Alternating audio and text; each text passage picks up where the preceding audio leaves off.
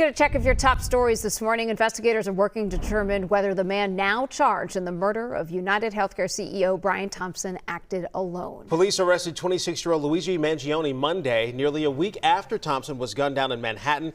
He's currently in a Pennsylvania jail waiting for extradition back to New York. Our Pauline Lee joins us from the live desk with the latest on this ever-evolving investigation. Pauline? Yeah, that's right. By the way, the extradition process could take days or even weeks to happen, but investigators say they're confident Mangione is the man behind Thompson's murder. Let's take you back to the arrest. Police believe Mangione had been traveling around Pennsylvania in the days after Thompson was killed. From Philadelphia to Pittsburgh to a McDonald's in Altoona yesterday. That's where an employee recognized him from the wanted pictures and called police. Investigators say he was carrying multiple fraudulent IDs as well as a U.S. passport. And they also say they found a 3D printed ghost gun and a suppressor, both consistent with the weapon used in the murder.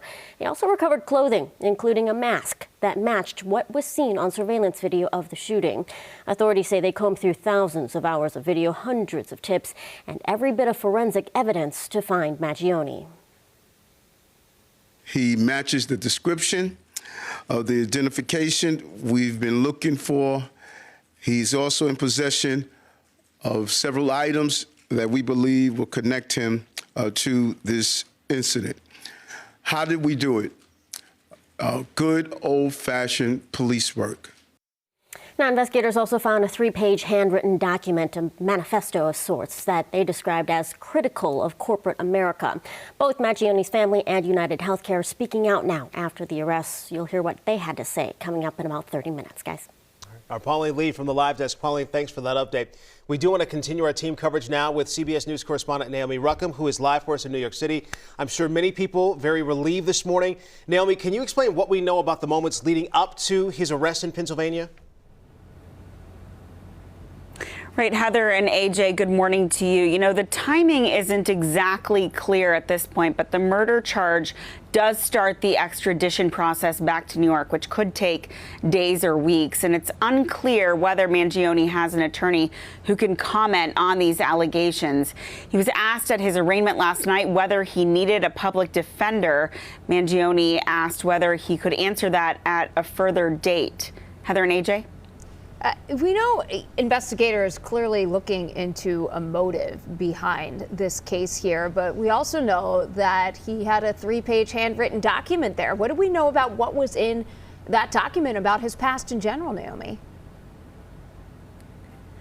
Well, there are no known links to UnitedHealthcare that we are aware of so far, but we know they are looking into that. We also have this from the Associated Press about that 3-page handwritten document found by police.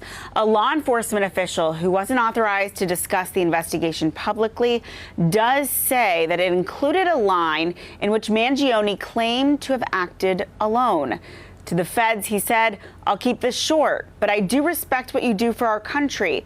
To save you a lengthy investigation, I state plainly that I wasn't working with anyone." It also had a line that said, "I do apologize for any strife or traumas, but it had to be done. Frankly, these parasites had it coming."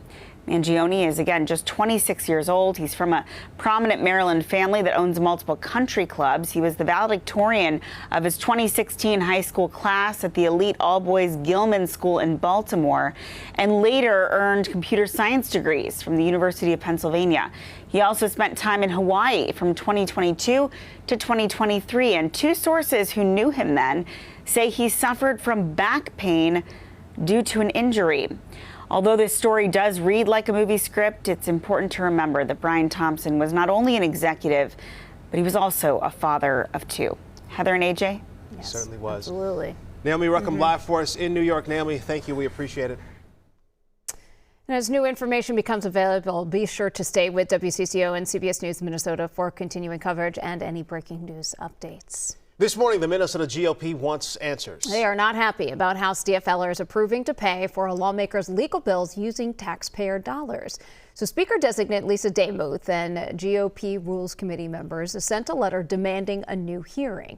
DFL had voted to cover more than $10,000 in legal fees for Representative Bianca Verning's private employment dispute, for which she received $108,000 in a settlement. Well, now Republicans are demanding that the DFL give up more information on the issue. Meanwhile, DFLers in the state house have chose their leaders for the legislative session. Representative Jamie Long will be the deputy floor leader. Several others were selected as assistant caucus leaders. Representative Melissa Hortman returns as speaker designate. The legislative session begins January 14th. If you live in rural Minnesota, you could soon have more access to health care. So according to the Department of Health, there is a major shortage of gynecologists, pediatricians, and psychiatrists in rural areas. Only 2% of physician residency programs happening in rural communities. So that's why U.S. Senators Tina Smith and Susan Collins are introducing a bill to help build the health care workforce. It would provide startup funding to rural hospitals, medical schools, and help establish new rural residency programs. Tonight, the Minneapolis City Council will vote on adopting the city's nearly $2 billion budget. Progressive community members supporting the budget are expected to meet ahead of the final vote. This is a public meeting. Anyone can attend at City Hall or watch live on the city's YouTube channel. That's at 6 p.m. For the past week, the council, along with Mayor Jacob Fry, have been going back and forth about how much to raise property taxes. Governor Tim Walz today is announcing new funding for Minnesota law enforcement. $4.5 million will be split among 48 agencies. That money will support training for nearly 100 officers by sponsoring their education and paying them a salary during their training.